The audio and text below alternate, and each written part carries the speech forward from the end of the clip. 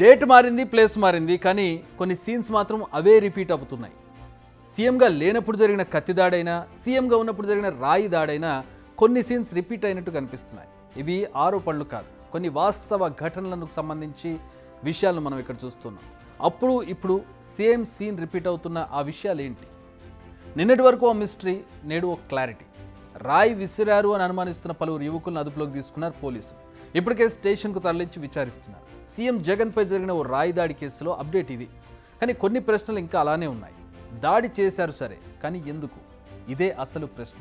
వాళ్ళకే కోపం వచ్చిందా? డబ్బు కోసం ఎవరైనా చేయమంటే చేశారా? లేదంటే వైసీపీ నేతలు ఇస్తామన్న డబ్బు ఇవ్వలేదన్న ఆక్రోశమా? మాకు ఉందే ఒక కొడుకు, నా కొడుకు నాకు కావాలా.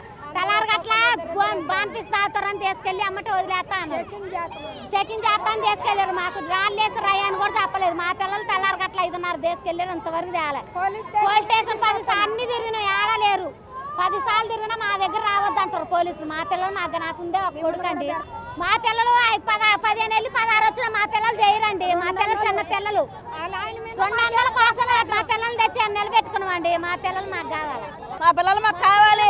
200 వచ్చి మమ్మల్ని చెట్లకి రప్పించారు. మా పిల్లలు మాకు చేరాలి. ఇంతవరకు మా పిల్లలు చూపించలేదు. ఎక్కడ ఉన్నారో తెలియాలి మాకు. చెప్పమని మా దొరకొచ్చేసాడు. పొద్దున పండుకుంటే 6ంటికి వచ్చి తీసుకొని వెళ్ళారండి పిల్లల్ని తీసుకొని మా ఆయన చెప్తాడు తీసుకొని వెళ్ళాడు. రాయేసి కొట్టినప్పుడు సీసీ కెమెరాలో పట్టరా ఎవరికన్నా రాజకీయాలు నడిపారా? మా పిల్లలు ఆ ఏజ్లు చూపిస్తున్నాను. మా పిల్లలు సీసీ కెమెరా కొట్టినట్టు ఒక్కలన్నా కనపడతారా? మా పిల్లలు కనపడ్డారా? అది మాకు రుజువు రావాలి. 5ంటికి పోయినరండి, 5:30 తీసుకెళ్ళండి మా పిల్లగాలు. ఇంతవరకు ఎక్కడ పోలీస్ స్టేషన్ ఏ పోలీస్ స్టేషన్ అయినా పోయినాం, కానీ అవపడని ఎట్లేదు.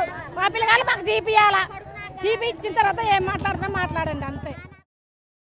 ఇవి ప్రస్తుతం పోలీసుల అదుపులో ఉన్న మైనర్ల తల్లులు మాట్లాడిన అంశాలు. 200 రూపాయలు ఇస్తామని వైసీపీ నేతలు తీసుకెళ్లారు, కానీ ఇవ్వలేదు. తెల్లవారుజామున వచ్చి తమ కొడుకులను పోలీసులు తీసుకెళ్ళు, వారిని ఏం చేస్తున్నారో తెలియడం లేదు అనేది వారి ఆవేదనతో కూడిన ఆరోపణ. ఈ విషయాలు బయటికి రాగానే ఇప్పుడు ప్రచారం తెర మీదకి వచ్చింది. అదేంటంటే తమకు మద్యం డబ్బు ఇస్తామన్నారు, కానీ మద్యం ఇచ్చి డబ్బు ఇవ్వలేదు. అందుకే కోపం వచ్చి జగన్పై రాయి విసిరామని.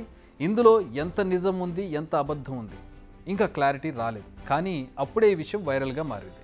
ఈ కేసుకు కోడికత్తి కేసులో ఇప్పటికే కంపారిజన్ కూడా మొదలైంది. ఏంటంటే కోడికత్తి కేసులో స్పాట్లోని నిందితుడిని అదుపులోకి తీసుకున్నారు. అయితే ఎందుకు దాడి చేశాడు, ఎవరు చెప్తే చేశాడన్న దానిపై ఇప్పటికీ క్లారిటీ లేదు. ఈ కేసును ఏకంగా ఎన్ఐఏ విచారిస్తోంది.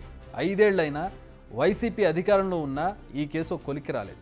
చివరికి ఇది నా ఆలోచనే, సానుభూతి కోసమే ఈ దాడి చేశానంటూ నిందితుడు శ్రీనివాసరావు చెప్పినట్టు బయటకు వార్తలు వచ్చాయి. చివరకు ఆ శ్రీనివాసరావు బెయిల్పై కూడా విడుదలయ్యాడు. సేమ్ ఇప్పుడు కూడా అలానే జరుగుతోంది. జగన్పై రాయి వేసిన వారు మైనర్లు. మరి ఈ కేసు ఎంతవరకు నిలబడుతుంది? ఆకతాయిల పనిగా భావించి వదిలేస్తారా? సీఎంపై చేసిన దాడిగా భావించి తీవ్ర చర్యలు తీసుకుంటారన్నది తేలాల్సి ఉంది. జగన్ నుదుటికి అలా రాయి తగలగానే దీన్ని హత్యాయత్నంగా భావించారు. టీడీపీనే చేయించిందన్నట్టుగా వైసీపీ నేతలు ఆరోపించారు. అయితే టీడీపీ నేతలు దీన్ని వైసీపీ ఆడిస్తున్న డ్రామాగా అభివర్ణించారు. కోడికత్తి డ్రామా 2 అంటూ ఎద్దేవా చేశారు. ఇప్పుడు ఈ అరెస్టుతో ఇవి రెండూ కాదని తేలిపోయింది. కానీ అసలు కారణం మాత్రం ఇంకా తేలాల్సి ఉంది. ప్రస్తుతానికి ఆరోపణలు ఎదుర్కొంటున్న మైనర్లపై హత్యాయత్నం కింద కేసు నమోదైంది. అదుపులో ఉన్నవారిని అరెస్ట్ చేస్తారా, కోర్టు ముందు ప్రాసిక్యూట్ చేస్తారా అనేది ఇప్పుడు తేలాలి. మరోవైపు తమ బిడ్డలు అమాయకులని పేరెంట్స్ చెబుతున్నారు. అయితే దాడి చేసిన రాయి లేదు, వారు దాడులు చేసినప్పుడు చూసిన వారి సాక్ష్యమూ లేదు. మరి ఈ కేసు ఏ మేర నిలబడుతుంది?